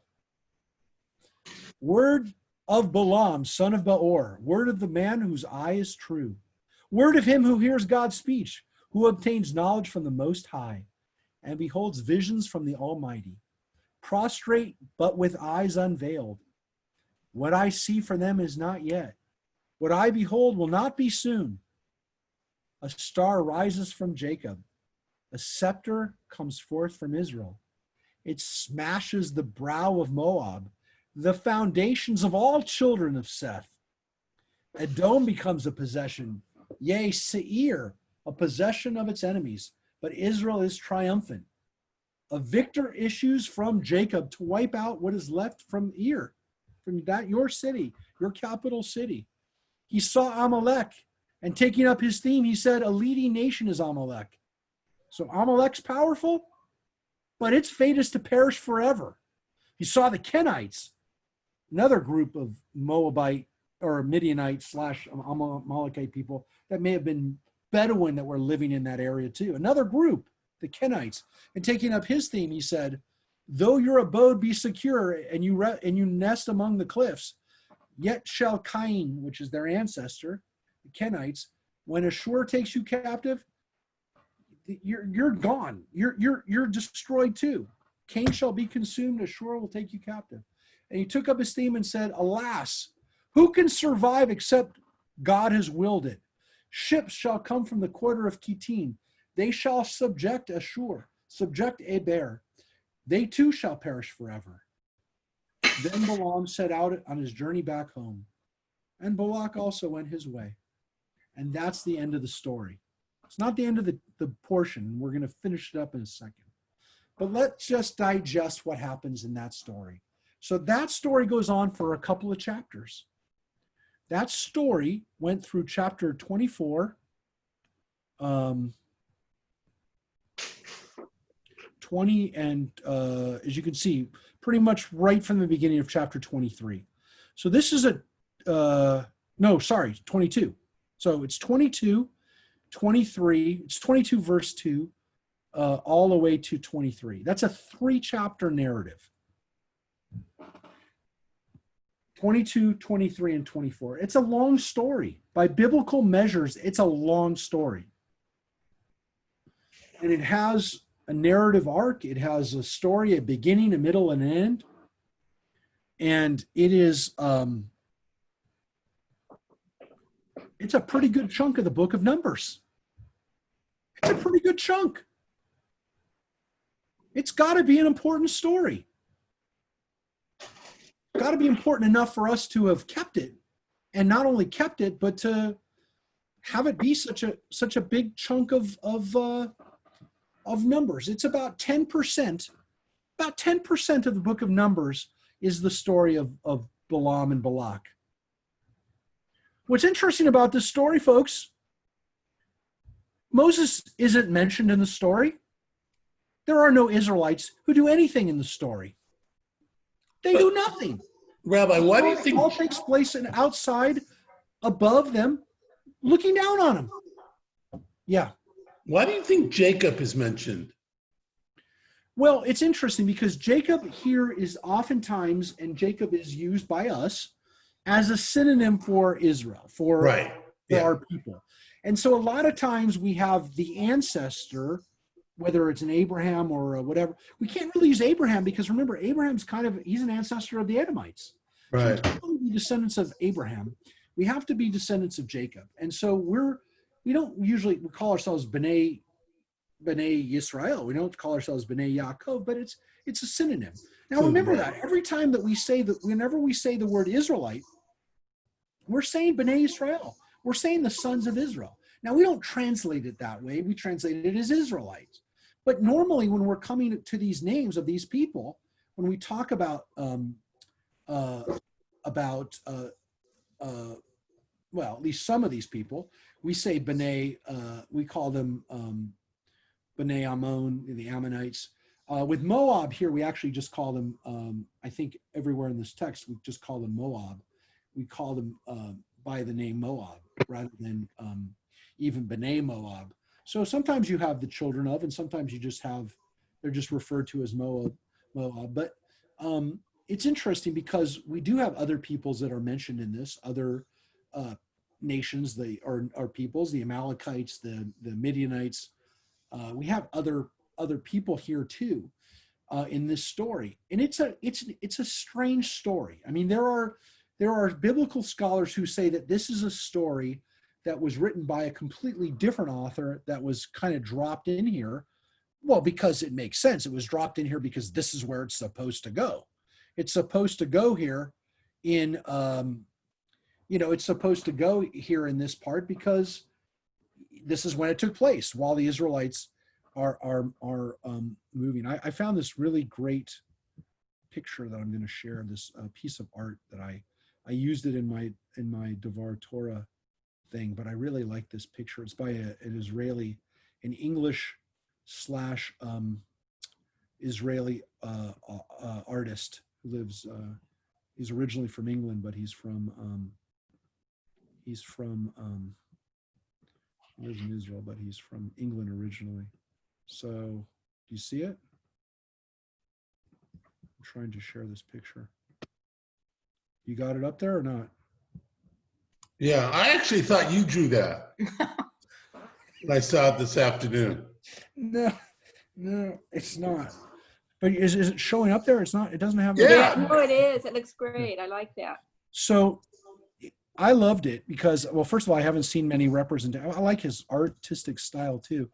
You only have 2 altars here, or 2 of the 7 altars, but you have the tents of Jacob, of the Israelites there, and I like the little donkey down there, the little ass down there at the bottom, kind of looking kind of smart, like kind of cleverly there. So you've got Balaam in the picture, and he's kind of blessing. He's doing his stuff, kind of imagining what a prophet, what a seer would do when he's doing this. So, but let's talk about this story a little bit because we read it. We had to read it. You have to read the whole thing. I mean, you could say, well, he's walking. He has 3, incidents with the donkey, with the angel. We have 3 times that he moves and he does a blessing. But you really get the buildup of it when you read the whole thing. And in each one of the blessings has some beautiful lines in them. The Matovu is the most famous. But the one that says there's a star in Jacob is really interesting because that prophecy, by the way, my friends, is really important for Christians. Yes, if you wondered why is there a star out of Bethlehem, it's a version of this prophecy that there will be a star which will kind of be way in the future. Yeah. So think about the fact that, when Balaam lays out this prophecy, he says, oh, this is going to happen way in the future. It's not soon. A star rises from Jacob. A scepter comes forth from Israel. Now, look, it's very possible that this was written sometime after the time of King David, who, guess what, did all that. He destroyed Moab, and he destroyed the Ammonites, and he destroyed the Edomites, and he made all those countries subjected to him. King David and King Solomon controlled all of these places. So we don't have to go all the way forward into the Messianic era because, again, Jesus didn't do this in his lifetime, but will he do it later on in the future? Well, this is the star. This is why there is a star. But King David did all this. So was this a prophecy that was written to kind of give credence to King David's rule? What King David did? Somebody, Okay. oh, I'm hearing somebody right now. Anyways, so this is why this prophecy is so relevant, and that prophecy, that third prophecy, or that, if you will, the 3B prophecy, why that's such a big deal. Because that prophecy, again, might be part of why it's in the Christian Bible. Any other? Is this whole story in the Christian Bible, or just well? It's in it because they have the our star? Hebrew Bible. But is this a? Are there elements to this that are prophetic beyond into Christianity? I don't really think so, other than the star of Bethlehem. But We have legends that David had. There was a star announcing David's birth, and there's even midrashim that there's a star that announces Moses's birth. So, that was a pretty common theme, that there is an astrological occurrence that would kind of announce this. But these prophecies are so weird, and the question that Mike asked from the very beginning is Balaam talking to God? Well, it seems that he is. Now, I will tell you, and I don't really want to get into it too much because we're going to read about it next week. Balaam doesn't meet a happy ending, and he doesn't seem to have gotten on the straight and narrow, if you will, at least according to the Bible later on. And we'll look at that story coming up. It's in the Torah. It's not in this portion, but it's coming up in the Torah. It is. I will tell you, there's an interesting thing, Sandy, that exists in the Midrash, and specifically, not just in the Midrash, but in the Talmud itself, that has to do with Christianity and Jesus. And that is that oftentimes Balaam is used in the Midrash and in the Talmud as a code word, as a code name for Jesus. So Balaam is oftentimes, when the rabbis are talking about Balaam, they're not talking about this Balaam. They're talking about Jesus, who they compared to Balaam because they saw him as maybe a sorcerer. But see, the reason why I questioned if he was talking to our God is because you actually mentioned it when we were reading, is that God didn't seem to know what he was talking about. Yeah, it does seem it is problematic, and that's why some people say, well, maybe we see the hands of two authors here. It's not an easy. There's not an easy answer here, because it seems almost that Balaam in this story is a foil, if you will. The best thing that we can say about him is that he is, I don't want to say a foil and a fool, that he is, he has to be speaking to God, because if he's not speaking to God, how can he do what he does? Exactly. No, I agree with you there. But there is this problem that he clearly isn't an Israelite. I mean, that's made real clear. I don't want to get to how he dies. So just bear with me and just stay with us for the next couple of weeks, and you can see it, because I think I'm really tempted to just jump to it so you can see it. No, don't. Don't ruin it. Okay. So I will tell you that he does die, but he dies in the Torah. But I will save it. It's. But it almost seems like he was used by God for these blessings. Yeah, he definitely seems to be used by the author. Right. Now, look, did he have I'm going to get to the ironic, the thing I promised you at the beginning, which is as funny, as comical, as ridiculous in some cases as this story seems, there is a very strange, ironic twist to this story from a historical point of view. So that I will get to still. But I want to get to something else here, which is kind of conveyed in this beautiful picture. Let's go back to the picture for a quick second, and that is what is going on here with Balaam. What is it that he sees when he looks out over the people? Now, there's an interesting teaching, interesting midrash, and it's conveyed in this picture, and it's an important and really it's a beautiful teaching, I think, which is, if you look at the picture here, the tents, as they're arranged here in the wilderness, are all opening the same direction. They're all pointed in the same direction, the openings. Do you see that? Yes. All the tents are pointed the same direction. This is based on a midrash, a teaching that we have, that what did Balaam see when he saw the tents? So it's not just that God tells him you can't do anything wrong, but he actually, that Balaam sees something when he looks out over the tents, and that is that they're all pointed in the same direction, and they're all orderly, and that they're all arranged in such a way that the Israelites, while they're in the wilderness, are treating each other with dignity, and they are treating each other with a sense of modesty and decorum, with a sense of privacy. Why? Because if the tents are all facing different directions, it means that sometimes the tents are opening on each other. That sometimes if one opening is facing the other opening, then somebody else is looking in on somebody else. But if you arrange the tents all in the same direction, no one's looking in anybody else's business. And that's amazing, that Balaam looks out over an entire hundreds of thousands of people, and what he sees are people that are respecting each other. That when he looks out at the tents, he says, Ma tovu ala, how beautiful are your tents. That what he recognizes is that these people are doing it right.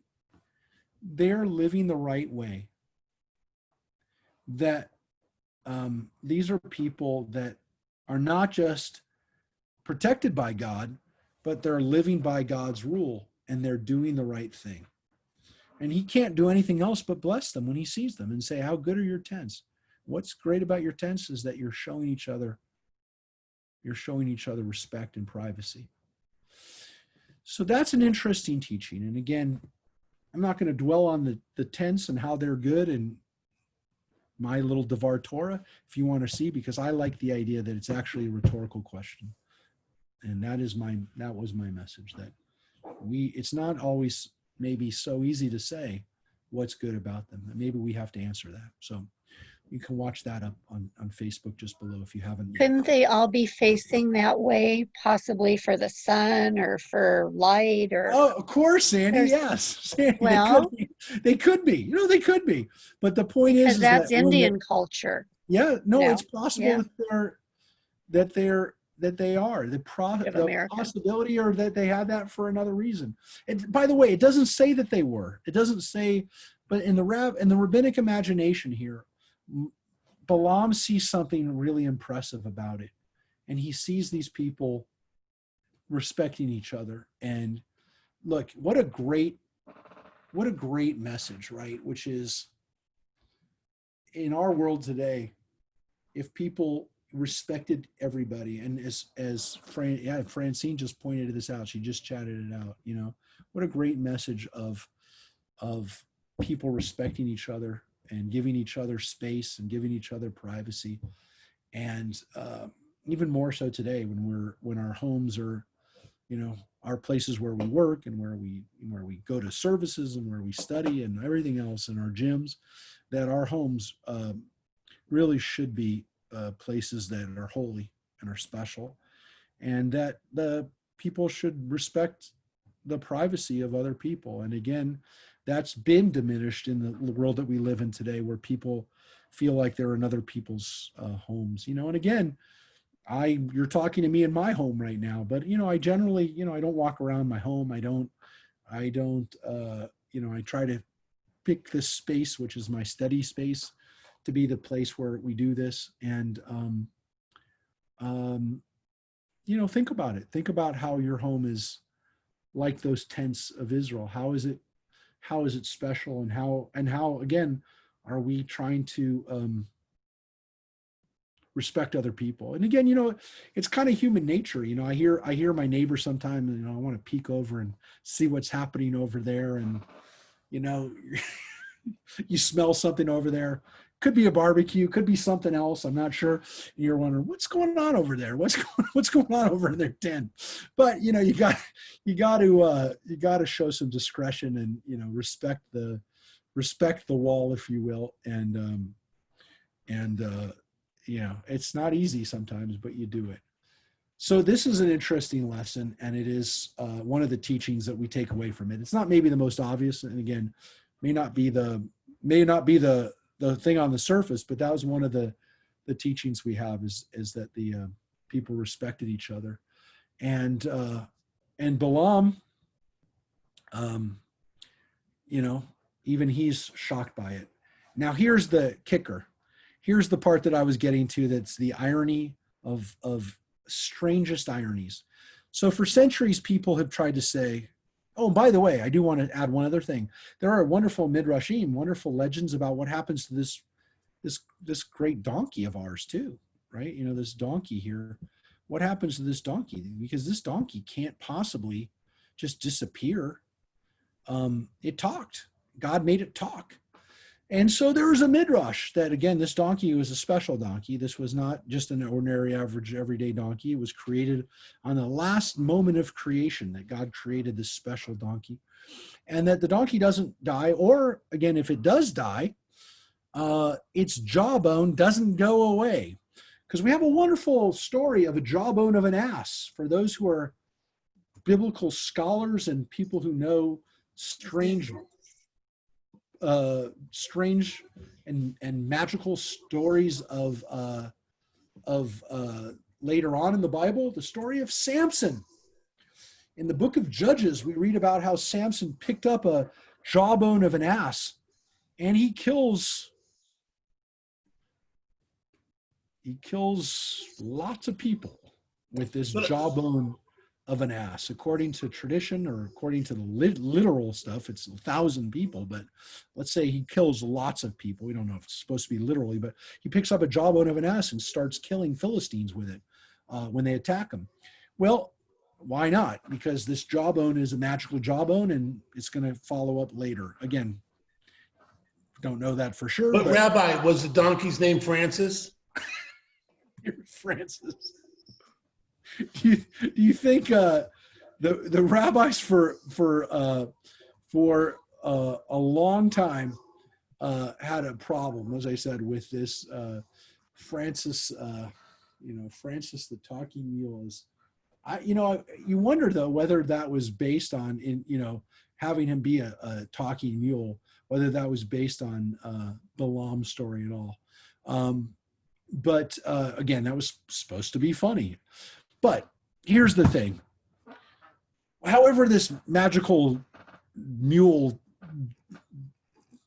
appears, whatever happens to him, however magical and wondrous this story is, unbelievable, again, mythological, the people who said it couldn't have happened, it's a myth, it's an imagination, I want you to understand something that is beyond extraordinary and mystical and magical in its own way.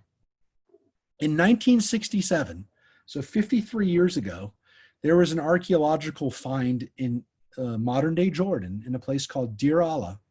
And in this archaeological excavation, an amazing thing was found, was discovered. And that is a text which refers to this very same person, Balaam. Yeah, what I'm telling you is there is a guy named Balaam that this text is referring to.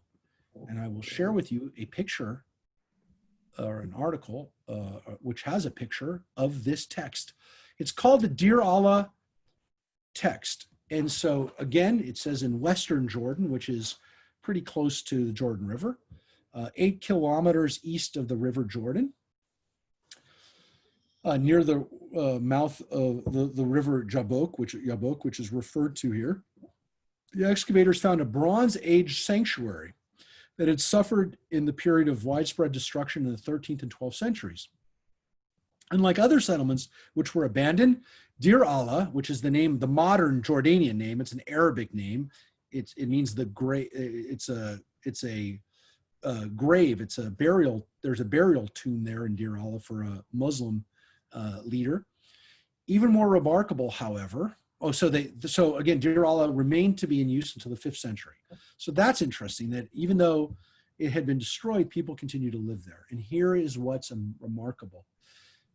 The discovery of a painted text that contained a prophecy by Balaam, a non-Israelite prophet who is mentioned in the book of Numbers as a servant working for the Moabite king Balak. That's what it says. The site of Deir Allah is technically on the Ammonite city of the river Jabbok. The text refers to divine visions and signs of future destruction in a language that is close to that of the Bible. For example, we read about Shaddai gods as an expression. It's very similar to the word El Shaddai, which we have, but there they're called Shaddaiim, which is a plural. On the other hand, the setting is not monotheistic. We read, for instance, about a gathering of a group of gods. The word Elohim, which is plural, in the Bible refers to one God, but it's a plural. But in the Deir Allah text, it seems very clear with the verbs that are used with it that it is more than one God. It says reconstructing the contents are difficult, but it's clear that Balaam learns from the gods that the world will be destroyed, an apocalyptic event that is described with metaphors from bird life, which is interesting because Balak's name is Balak, son of Tzipor, son of the bird. Somehow Balaam and his people seem to have averted this disaster. The text in a language that's kind of Aramaic, which is interesting because it's not Canaanite, can be dated to around 800 BCE. So they carbon dated it. They carbon dated it to 2,800 years ago. It was discovered in 1967 by Dutch archaeologists. Since then, scholars have been able to improve their readings. And here's a translation by Baruch Levine. And here it is. You can see some of the translations. The misfortunes of the book of Balaam, son of Beor, a divine seer was he. The gods came to him at night, and he beheld a vision in accordance with El's utterance. They said to Balaam, son of Beor, so will it be done with not surviving. No one has seen the likes of what you have heard.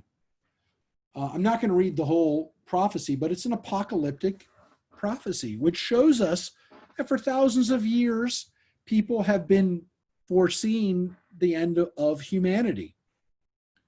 And again, we know that there are gods referred to here. So back to Mike's point, at least the references we have to Balaam elsewhere, he doesn't seem to be speaking to our God. He seems to be speaking to the pantheon of gods that live in this, or that were worshipped in this region. And again, references to birds and let me just see if any of the other full texts. You can see a reference to the god El, which is also referenced in Canaanite mythology as one of the father gods. And death as a god is kind of mentioned as the word Sheol, we think is here. We're not 100% sure, but it seems as that's the netherworld. So you can see some of the gods and some of the images that we have in this text. But here's what I want you to wrap your head around. This text is written in an Aramaic script, which means it's the oldest Hebrew/Aramaic script that we've ever found anywhere written on something that, that we have an actual copy of it. That by itself is amazing. It's not Hebrew, but it basically is Hebrew. Same letters, you can recognize them. It is Hebrew-like. It's not Canaanite, which is also similar to Hebrew, but this isn't Canaanite. This is very close to Hebrew. So it's the oldest text we have of a language that's like our Hebrew language. That's the first crazy thing. But the most crazy thing about this text that we found, and this is what it looks like, it was written on a wall, and we found fragments of it. This text, folks, is the oldest text outside of the Bible that refers directly to a person in our Bible, which means it's the oldest text archaeologically that we found that can affirm to something that's in the Bible. So again, a story that most people think is ridiculous, humorous, imaginative, fantasy, whatever you want to say, the character that's referenced in it, the irony here is that he's the first person that we've ever discovered that old written in an extra biblical text, period. That doesn't mean it's the only one. We haven't found it yet, maybe. It doesn't mean that there won't be more that we'll find. Maybe we'll find them one day. But these texts are 800 years, 700 years, maybe at the earliest, older than the Dead Sea Scrolls. They're hundreds of years older than the Septuagint, which are some texts, some versions of the Septuagint are as old as the Dead Sea Scrolls or older. These are the oldest texts that we have. And we have some other texts that we found and some stamps, more like lines of 2 or 3 lines that we found of Hebrew and of Hebrew names that are on stamps, on boule, on little stamps, wax, the leftover wax of a stamp. But this is a text, folks. This text is lines and lines. And again, we don't have all of it, but you don't have to. The point is his name is so clearly there and it's repeated so many times that we know this is the guy. So take that, folks. The story that's one of the most fantastic stories, definitely in the book of Numbers, is actually the most archaeologically proven stories. So Balaam, we know, was a well-respected prophet in the region. And the fact that he makes his appearance in our Bible shouldn't be a surprise now based on what we found. So whether or not the story happened the way we tell it, whether or not it happened at all, there's a reason why the story exists. And there's a reason why there's 3 chapters of it. There's a reason why it's 10% of the book of Numbers. Because this Balaam was a real dude who had a big effect on the Middle East at his time. And people were still talking about him hundreds of years later. Because if that text was written in 800, Balaam lived 400 years earlier. So he was a really important dude. And we have him here in our Bible, and we have him here in the Deir Allah inscription. So God willing, we'll find another inscription sometime that talks about Moses or talks about Abraham or talks about Jacob. But as of right now, this guy is the guy that we've got. It's weird. At the very least, it's a weird coincidence. I don't know what to say. When I kind of learned about this, I was like, why don't more people know about this? This is scientific. This is not some, and I'm not making any other bigger conclusions from this. I don't want to make anything. I'm not making any other claims of prophecy or anything else out of it. But how amazing is it that we found this text? How amazing is it that this guy Balaam is attested to outside of the Bible? Amazing. So with that, folks, we're going to finish up the last lines of this portion, because if you thought that this story had a happy ending, you're 100% wrong. Because people, you need to know. After all these great things that Balaam says about us, after feeling so wonderful for doing nothing other than sitting in our tents, what the heck happens? This last chapter, this last part of the chapter, this last part of the portion, I keep saying chapter, this last 9 verses, folks, is the last part of our portion. It's part of a new chapter in the Christian Bible, but here's the way we finished this wonderful story. Wouldn't it have been great if the thing ends with Balaam goes back and Balak goes his way and everything's good for us? The next line. While Israel was staying at Shittim, the people profaned themselves by whoring with Moabite women who invited the people to sacrifices for their God. The people partook of them and worshiped that God. And Israel attached itself to Baal Peor, which is the name of the God, Baal Peor, the God of Peor. And the Lord was incensed with Israel. The Lord said to Moses, take all the ringleaders out and have them publicly impaled before the Lord, so that the Lord's wrath may turn away from Israel. So Moses said to Israel's officials, each of you slay those of his men who attach themselves to Baal Peor. Just then one of the Israelites came out and brought a Midianite woman over to his companions. In the sight of Moses and of the whole Israelite community who were weeping at the entrance of the tent of meeting. If this wasn't bad enough, here comes this guy right in front of everybody.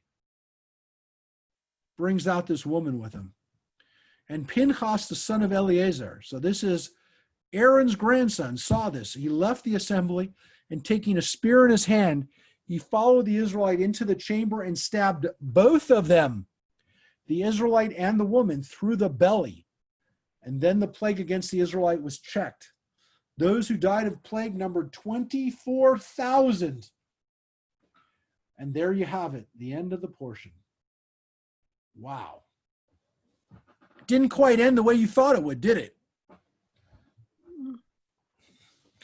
This great prophecy and blessing for us does not end that way. And this portion's a tough one. And the next one, Pinchas, we'll read next week, continues the story.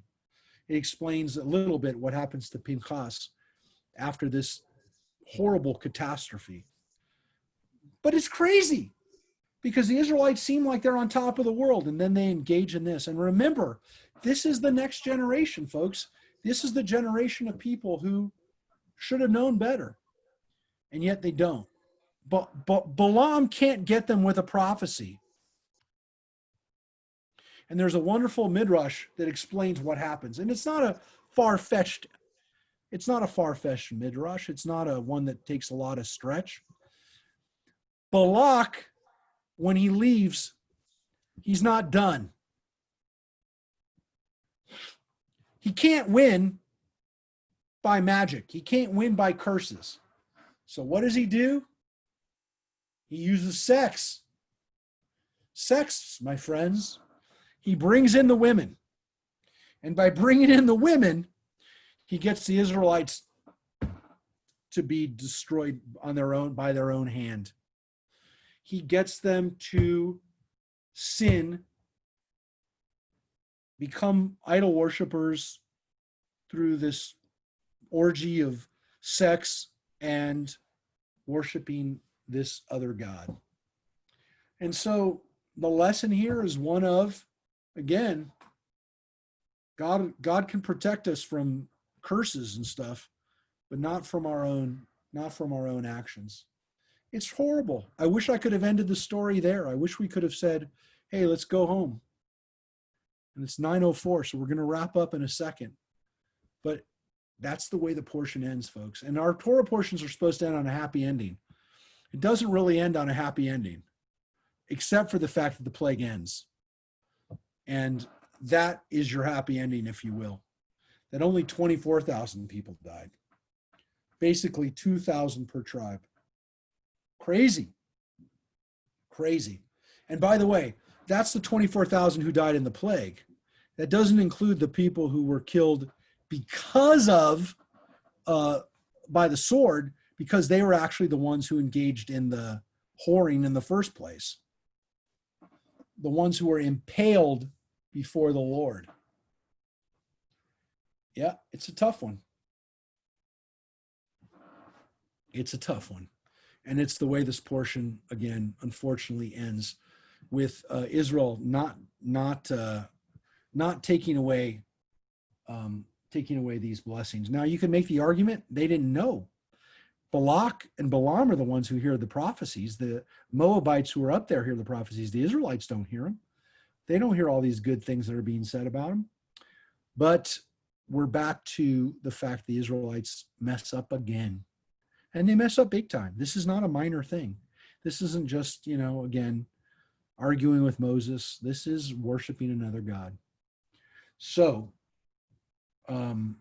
not the part we like to focus on, not the part that a lot of people know about, not the part that we teach our kids about, folks. That's why we say the Bible is not a book for children. Not really a good way to teach that chapter 25, verse 1 through 9 to kids. By the way, if it is your maftir, you're reading that part, folks, because that's the last part. Those are the last 3 verses of the Torah. So if you are reading the Torah portion, you got to read this. You got to read this.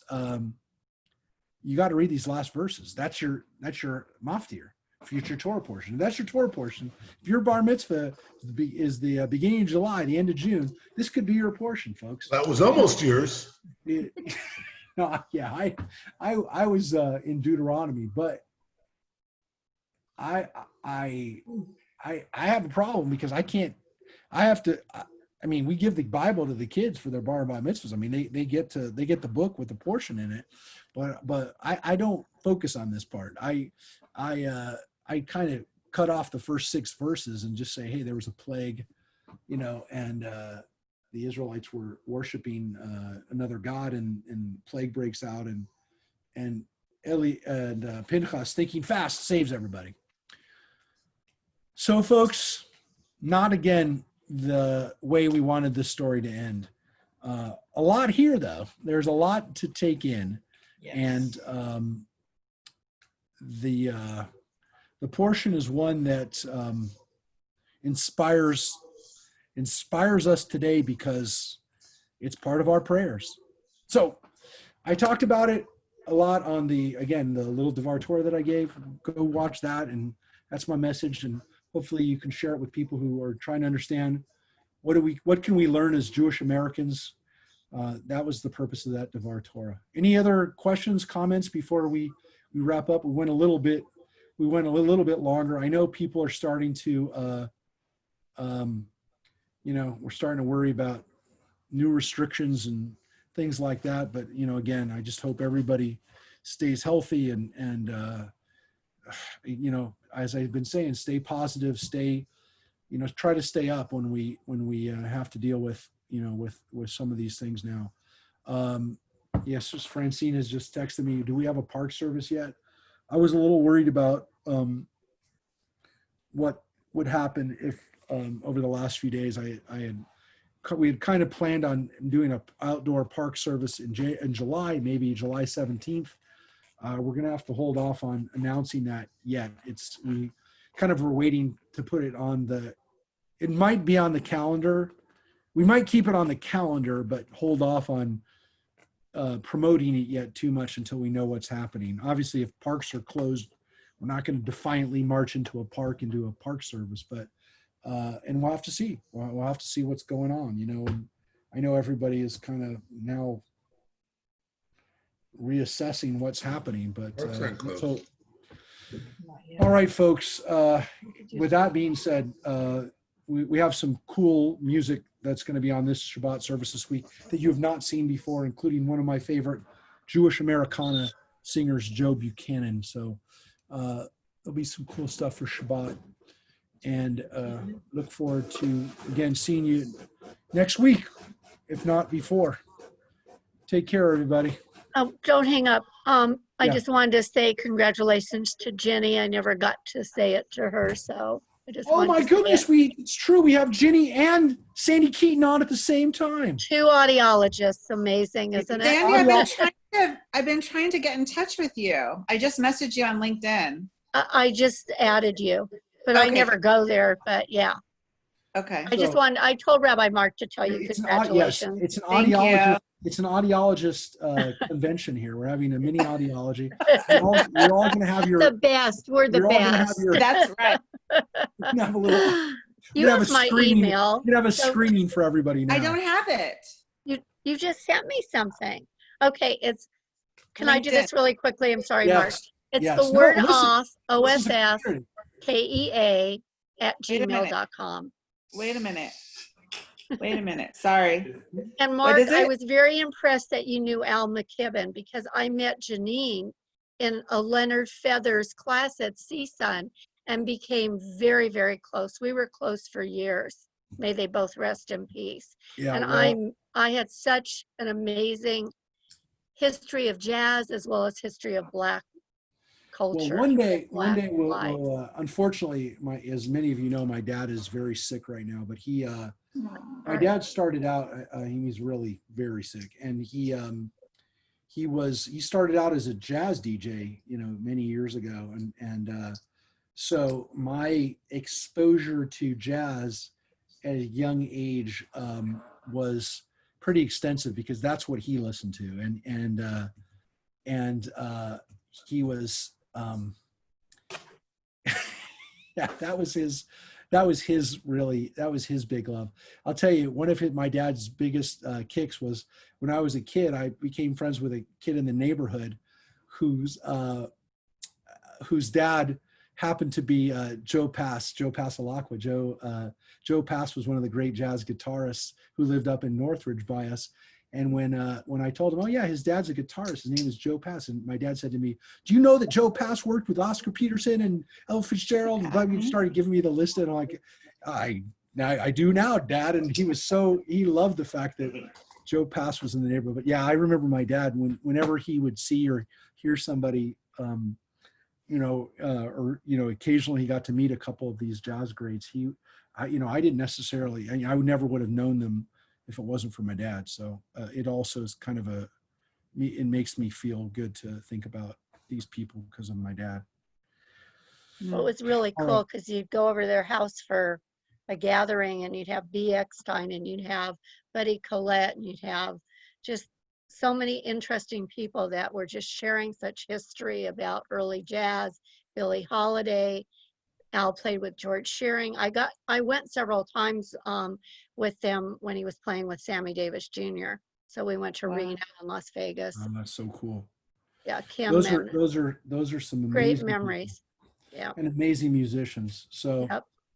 listen to some jazz. Do yourself. That's a great thing to do right now while we're not able to go out as much, because you always hear something new, Right. especially when you're listening to some of these great jazz greats of the last few years, and we've lost several of them in the last few years. Yeah. All right, folks. Jenny, did you get Sandy, my email? It's Sandy- OS, the word off, and then the first three letters of my name, KEA. It's like a play on my words, off key. It's a very because I it's a can't- very key. very funny pun. Off key. Off key at what? gmail.com. Okay, got it. Thank you. All right. Sorry. Off Keaton. I love that one. It's one of my Yeah, favorites. well, I can't sing, so I played around with it. All right. All right, everybody. Thank you, Rabbi Mark. Thank you. Thank Good night, you. everybody. Good Bye-bye. night.